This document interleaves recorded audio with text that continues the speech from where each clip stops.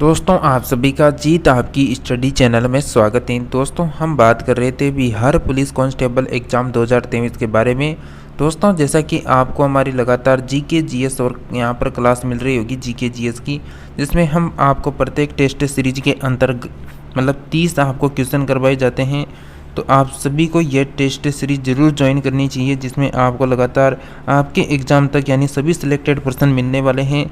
तो बिल्कुल आप सभी अगर नए हैं चैनल में तो चैनल को ज़रूर सब्सक्राइब कर लेना। इसमें आपको लगातार बिहार पुलिस एग्ज़ाम 2023 की तैयारी के लिए जीके जीएस और साथ में हिंदी ग्रामर की भी आपको बहुत जल्द क्लासें देखने को मिलेगी।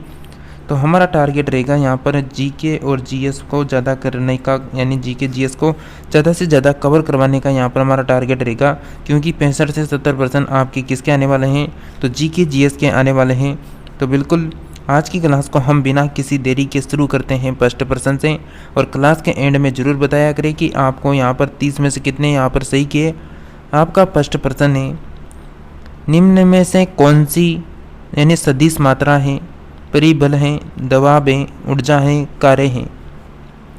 मैं आपको प्रत्येक पर्सन के सोचने के लिए समय दे रहा हूं ताकि आप ऑप्शनों को पढ़ के अपना यानी आपका जो भी आंसर है उसको डिसाइड कर सके।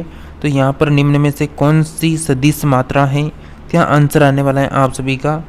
बिल्कुल करेक्ट आंसर हो जाएगा ऑप्शन नंबर ए, परिबल यहाँ पर करेक्ट आंसर है। नेक्स्ट है कि एक परमाणु के नाभिकीय सिद्धांत यानी एक परमाणु के नाभिक में सम्मिलित हैं इलेक्ट्रॉन प्रोटॉन, केवल neutron, neutron proton, proton electron और न्यूट्रॉन। दोस्तों क्या आंसर आ सकता है यहाँ पर, एक परमाणु के नाभिक में सम्मिलित हैं। बिल्कुल सही आंसर है ऑप्शन नंबर सी, न्यूट्रॉन और प्रोटॉन करेक्ट आंसर हो जाएगा। नेक्स्ट बात करें कि न्यूटन के पहले सिद्धांत को यह भी कहते हैं आद्रुण का सिद्धांत, जड़ता का सिद्धांत, ऊर्जा का सिद्धांत, परिबल का सिद्धांत। यानी न्यूटन के पहले सिद्धांत को यह भी कहते हैं, क्या कहते हैं जल्दी से बताइए आप सभी। बिल्कुल दोस्तों आप सभी का करेक्ट आंसर आना चाहिए ऑप्शन नंबर बी, यानी जड़ता का सिद्धांत करेक्ट आंसर हो जाएगा। नेक्स्ट पर्सन की ओर बढ़ेंगे। आपके लिए यहाँ पर नेक्स्ट पर्सन है, एक महान रोमानी नाटक कादम्बरी का लेखक कौन था।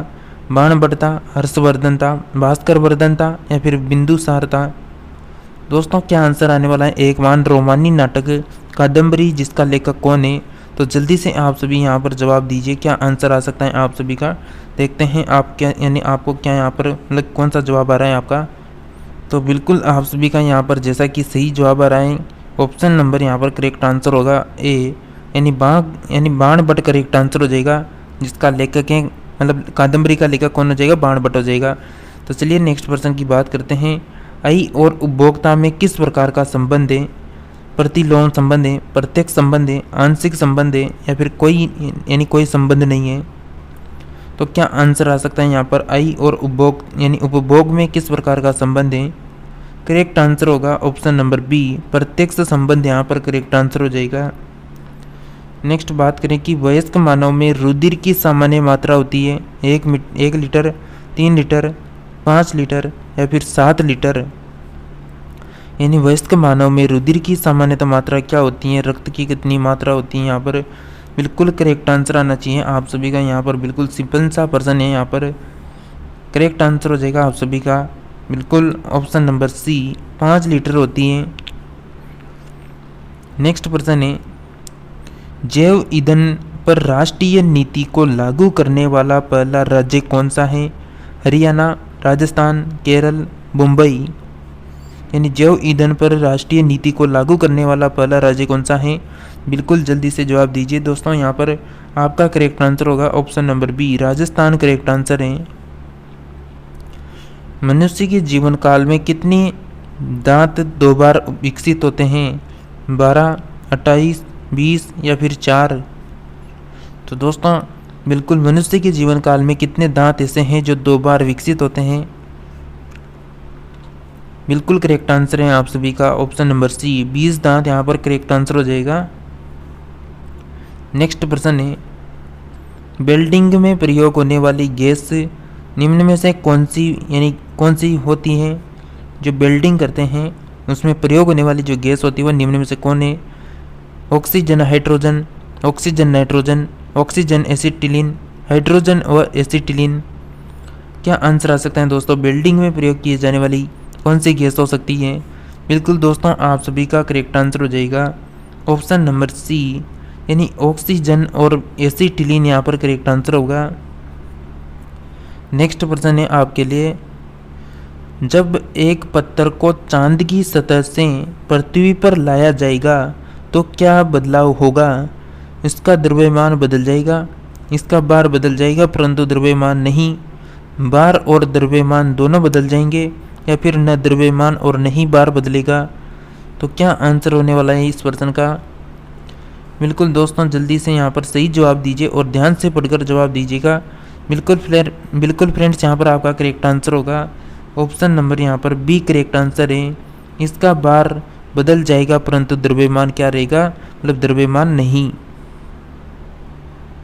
नेक्स्ट प्रश्न है दोस्तों आप सभी का कि वायुमंडल का मतलब बादलों का गरजना, बिजली का चमकना एवं मौसम संबंधित घटनाएं वायुमंडल के किस मंडल में होता है? समताप मंडल में, आयन मंडल में, सौर मंडल में या फिर बाह्य मंडल में?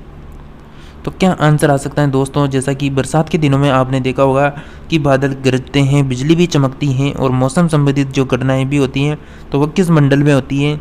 बिल्कुल आप सभी साथियों का करेक्ट आंसर है ऑप्शन नंबर सी, सौर मंडल यहाँ पर करेक्ट आंसर हो जाएगा। नेक्स्ट है कि कौन सा वृक्ष को पारिस्थितिकी आतंकवाद माना जाता है? सागवान को या फिर यूकेलिप्टस को, बरगद को, खेजड़ी को? तो क्लास को अगर आपने अभी तक लाइक नहीं किया तो सभी स्टूडेंट जल्दी से यानी क्लास को लाइक कर दें, और चैनल पे पहली बार आए तो चैनल को जरूर सब्सक्राइब कर लेना लगातार इसी तरह जीके जीएस की क्लास अटेंड करने के लिए। और दोस्तों, जैसा कि हमारे अगर चैनल में आप जाकर देखेंगे तो यहाँ पर लगभग आपको जीके जीएस की सबसे ज़्यादा क्लासें देखने को मिलेगी, इसलिए आप जीके जीएस की क्लासें यहाँ पर बिल्कुल अटेंड करते रहें। लगभग 70% आपके यहाँ पर मतलब जो बिहार पुलिस में 100% आ रहे हैं तो 100% में से लगभग आपका 60 से 70% सिलेबस तो यहाँ पर जीके जीएस ही कवर कर रहा है। तो बिल्कुल आपको ज़्यादा से ज़्यादा जीके जीएस को यानी पढ़ना चाहिए ताकि यहाँ पर आप अच्छा स्कोर कर सके। तो आपका क्या आंसर होगा? ऑप्शन नंबर बिल्कुल बी करेक्ट आंसर है, यूकेलिप्टस यहाँ पर करेक्ट आंसर हो जाएगा आप सभी का। इसी के साथ हम नेक्स्ट प्रश्न की बात करते हैं, किस प्रकार के वन में सर्वाधिक जैव विविधता पाई जाती है? उष्ण कटिबंधीय वर्षा वन में, शीतोष्ण कटिबंधीय वन में या फिर मैंग्रोव वन में या फिर इनमें से कोई नहीं? किस प्रकार के वन में सर्वाधिक जैव विविधता पाई जाती है? बिल्कुल करेक्ट आंसर हो जाएगा आप सभी का ऑप्शन नंबर, बिल्कुल यहाँ पर करेक्ट आंसर आ रहा है आप सभी का ऑप्शन नंबर ए, उष्ण कटिबंधीय वर्षा वन यहाँ पर करेक्ट आंसर होगा। नेक्स्ट प्रश्न की बात करें कि 1927 की बटलर कमेटी का उद्देश्य क्या था? भारतीय सेना का आधुनिकीकरण करना, भारतीय कृषि का आधुनिकीकरण करना, राष्ट्रीय समाचार पत्रों पर सेंसर लागू करना, भारत सरकार तथा देशी राज्यों के मध्य संबंधों को सुधारना। फ्रेंड्स, यहाँ पर आप कोई सा भी एग्ज़ाम देते हैं तो प्रश्न को पढ़ने के बाद जो 4 ऑप्शन होते हैं उनको बिल्कुल ध्यान से पढ़ें, उसके बाद ही आप आंसर डिसाइड करें। ऐसा नहीं कि आपने यहाँ पर बिल्कुल आपको जो प्रश्न आता है वही वहाँ पर आ जाए। ऐसा नहीं कि पहला ऑप्शन आपने देखा और राइट क्लिक कर दिया, नहीं, ऐसा नहीं करना है। आपको पूरे 4 ऑप्शनों को ध्यान से पढ़ना है, उसके बाद ही आपको आंसर डिसाइड करना है। तो यहाँ पर इस प्रश्न का करेक्ट आंसर हो जाएगा बिल्कुल ऑप्शन नंबर यहाँ पर डी, भारत सरकार तथा देशी राज्यों के मध्य संबंधों को सुधारना यहाँ पर बटलर कमेटी का उद्देश्य था। नेक्स्ट है कि श्रवण सिंह समिति का संबंध किससे है? मूल अधिकारों से, नीति निर्देशक तत्व से या फिर मूल कर्तव्यों से? मूल अधिकार और मूल कर्तव्य दोनों से? क्या आंसर आ सकता है यहाँ पर आप सभी का? बिल्कुल फ्रेंड्स, आप सभी का यहाँ पर करेक्ट आंसर हो जाएगा ऑप्शन नंबर यहाँ पर करेक्ट आंसर है सी, यानी मूल कर्तव्यों से संबंधित है श्रवण सिंह समिति। नेक्स्ट प्रश्न है, यानी गैमेक्सेन का रासायनिक नाम क्या है? टोनून है, क्लोरोबेंजीन है, एनिलीन है, बेंजीन हेक्साक्लोराइड है? तो फ्रेंड्स, क्या आंसर आने वाला है यहाँ पर? मैक्सेन का रासायनिक नाम क्या है? यानी गैमेक्सेन का क्या रासायनिक नाम है? करेक्ट आंसर होगा आप सभी का बिल्कुल ऑप्शन नंबर यहाँ पर D, benzene hexachloride correct answer हो जाएगा। नेक्स्ट है कि लैंड स्टोरेज बैटरी में निम्न में से कौन सा एसिड का प्रयोग किया जाता है? सिरका अम्ल का, हाइड्रोक्लोरिक एसिड का, सल्फ्यूरिक एसिड का या फिर नाइट्रिक एसिड का? यानी लेड स्टोरेज बैटरी में कौन सा एसिड उपयोग में लेते हैं फ्रेंड्स? बिल्कुल दोस्तों, आप सभी का करेक्ट आंसर आना चाहिए option number C, sulphuric acid correct answer हो जाएगा। और दोस्तों, जैसा कि आप सभी को पता होगा, जो बिहार पुलिस से एग्जाम होने वाला है उसमें लगभग आपके यहाँ पर 20,000 प्लस वैकेंसी है और आपको क्या चाहिए? एक पोस्ट चाहिए। तो आपका टारगेट यही होना चाहिए कि मुझे 2023 की जो वैकेंसी है इसी में यानी कांस्टेबल बनकर निकलना है। और आपको इस वैकेंसी में आपका जो भी है आपको यहाँ पर 100% यानी आपको डालना होगा। यहाँ पर 100% आपको पूरी कोशिश करके यहाँ पर एग्ज़ाम को क्लियर करना होगा, तभी एग्ज़ाम क्लियर होगा। तो दोस्तों, यहाँ पर बिल्कुल बात करते हैं कि मुस्लिम लीग के द्वारा प्रत्यक्ष कार्रवाई दिवस कब मनाया गया था? 14 अगस्त 1947, 16 अगस्त 1945, 16 अगस्त 1946, 14 अगस्त 1946। तो फ्रेंड्स, आप सभी का यहाँ पर आंसर क्या आना चाहिए? मुस्लिम लीग द्वारा प्रत्यक्ष कार्रवाई दिवस कब मनाया गया था?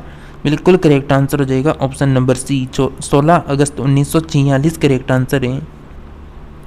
हेमाटाइट यानी हेमाटाइट किसका अयस्क होता है? लोहा का, सीसा का, तांबा का, चांदी का? क्या आंसर हो सकता है यहाँ पर आपका? यानी हेमाटाइट किसका अयस्क है? बिल्कुल दोस्तों, करेक्ट आंसर हो जाएगा ऑप्शन नंबर ए, लोहा यहाँ पर करेक्ट आंसर होगा। किस अधिनियम के द्वारा यानी पृथक निर्वाचन प्रणाली की व्यवस्था की गई? 1829 का भारतीय परिषद अधिनियम, 1909 का भारतीय परिषद अधिनियम, 1919 का भारतीय परिषद अधिनियम या फिर 1935 का भारतीय परिषद अधिनियम? तो फ्रेंड्स, आप सभी का बिल्कुल क्या आंसर आ सकता है? किस अधिनियम के द्वारा पृथक निर्वाचन प्रणाली की व्यवस्था की गई थी? करेक्ट आंसर होगा ऑप्शन नंबर बी, 1909 के 1909 ईस्वी का भारतीय परिषद अधिनियम करेक्ट आंसर है। नेक्स्ट प्रश्न है आपके लिए कि भूरी क्रांति का संबंध किससे है? चरम उत्पादन, मांस उत्पादन, उर्वरक उत्पादन, तिलहन उत्पादन? फ्रेंड्स, जल्दी से जवाब दीजिएगा, क्या आंसर आ सकता है आपका? भूरी क्रांति का संबंध आपसे पूछा जा रहा है। बिल्कुल आप सभी का करेक्ट आंसर हो जाएगा यहाँ पर ऑप्शन नंबर सी, यानी उर्वरक उत्पादन जो होता है उससे संबंधित क्रांति क्या कहलाती है? भूरी क्रांति कहलाती है। राष्ट्रपति द्वारा संसद के दोनों सदनों के लिए कुल कितने सदस्यों को नामित किया जा सकता है? यानी 14 को, 16 को, 10 को या फिर 1 को? राष्ट्रपति के द्वारा संसद के दोनों सदनों के लिए कुल कितने सदस्यों को नामित किया जा सकता है? बिल्कुल आपका करेक्ट आंसर आना चाहिए ऑप्शन नंबर ए, यहाँ पर करेक्ट आंसर है 14 सदस्य। नेक्स्ट प्रश्न की ओर बढ़ते हैं। नेक्स्ट प्रश्न है आपके लिए, किस संविधान संशोधन द्वारा मूल कर्तव्यों को संविधान में शामिल किया गया? 42वां संविधान संशोधन 1976, 43वां संविधान संशोधन 1977, 44वां संविधान संशोधन 1978 और 45वां संविधान संशोधन 1980। तो क्या आंसर हो सकता है यहाँ पर आपका? किस संविधान संशोधन द्वारा मूल जो कर्तव्य थे उनको संविधान में शामिल किया गया था? किस संशोधन के तहत? बिल्कुल करेक्ट आंसर है आप सभी का ऑप्शन नंबर ए, 42वां संविधान संशोधन अधिनियम 1900 यहाँ पर 76 करेक्ट आंसर हो जाएगा। इसी के साथ आपका यहाँ पर नेक्स्ट प्रश्न है, विश्व डाक दिवस किस दिन मनाया जाता है? 9 अक्टूबर, 15 अक्टूबर, 7 जनवरी, 15 जनवरी? तो क्या आंसर आ सकता है फ्रेंड्स यहाँ पर? विश्व डाक दिवस किस दिन मनाया जाता है? आप सभी यहाँ पर क्लास को लाइक करें। आप सभी क्लास को देख रहे हैं लेकिन लाइक नहीं कर रहे, तो दोस्तों क्लास को भी लाइक कर दें, चैनल को सब्सक्राइब कर लें। 1 सेकंड का समय लग रहा है आपको लाइक और सब्सक्राइब करने में। तो बिल्कुल लगातार क्लासें अटेंड करने के लिए घंटी का जो बटन दिख रहा होगा सब्सक्राइब करके पास में, तो उसको भी ऑल में लगा लें ताकि जब भी हमारी न्यू क्लास आए तो उसकी नोटिफिकेशन आप सभी को लगातार मिलती रहे। आपका करेक्ट आंसर हो जाएगा, विश्व डाक दिवस मनाया जाता है ऑप्शन नंबर ए, 9 अक्टूबर को मनाया जाता है। नेक्स्ट प्रश्न है आपका, कंकाल की मांसपेशियों की अनुमानित संख्या बताइए। 500 है, 700 है, 200 है, 206 है? कंकाल की मांसपेशियों की अनुमानित संख्या बताइए, क्या हो सकती है? बिल्कुल फ्रेंड्स, आप सभी का यहाँ पर करेक्ट आंसर आना चाहिए ऑप्शन नंबर बी, यानी 700 यहाँ पर करेक्ट आंसर हो जाएगा। नेक्स्ट प्रश्न है,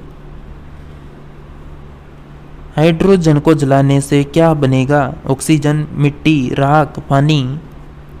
हाइड्रोजन को अगर हम जलाएंगे तो दोस्तों इससे बनता है पानी। क्या बनेगा? पानी बनेगा। नेक्स्ट प्रश्न है, मानव में कुल रक्त आयतन में प्लाज्मा का प्रतिशत कितना होता है? 45, 50, 55, 60। मानव में कुल रक्त आयतन में प्लाज्मा का प्रतिशत लगभग कितना होता है? करेक्ट आंसर हो जाएगा ऑप्शन नंबर सी, 55 यहाँ पर आप सभी का करेक्ट आंसर है। लाल चने से कौन सा एंजाइम मिलता है? यूरेस यानी यूरेस, जाइमेस, माल्टेस, डायस्टेस। तो दोस्तों करेक्ट आंसर होगा ऑप्शन नंबर डी यानी डायस्टेस यहाँ पर करेक्ट आंसर हो जाएगा। नेक्स्ट है कि निम्नलिखित में से वह ग्रंथि कौन सी है जो शरीर का ताप स्थायी रखती है? पीनियल ग्रंथि, प्यूल यानी पीलूस ग्रंथि, या फिर अवटू ग्रंथि, हाइपोथैलेमस। तो क्या आंसर हो सकता है फ्रेंड्स यहाँ पर? कौन सी ग्रंथि होगी जो शरीर का ताप स्थायी रखती है? बिल्कुल करेक्ट आंसर होगा option number D, hypothalamus correct answer हो जाएगा। बिल्कुल फ्रेंड्स, आज की क्लास में हम यहीं तक बात करेंगे। अगर आप कंटिन्यू क्लासें करना चाहते हैं, ये क्लास आपको अच्छी लगी है तो क्लास को लाइक करना है, चैनल को जरूर सब्सक्राइब करना है और इस क्लास को आप अधिक से अधिक फ्रेंड्स को शेयर करें, वो भी इस क्लास को रोज़ाना अटेंड कर पाएँ। और आपको कमेंट में बिल्कुल ज़रूर बताना है ये क्लास आपको कैसे लगी और 30 प्रश्नों से आपने यहाँ पर कितने सही प्रश्नों का सही जवाब दिया।